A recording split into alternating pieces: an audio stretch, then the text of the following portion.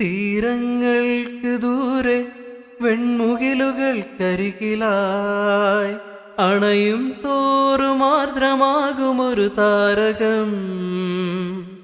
ഹിമജലകണം കൺകോണിലും ശുഭസൗരഭം മകതാരിലും മെല്ലെത്തൂവിലോലഭാവമാർന്ന നേരം ആകാശഗോപുരം പൊന്മണിമേടയായി അഭിലാഷഗീതകം സാഗരമായി.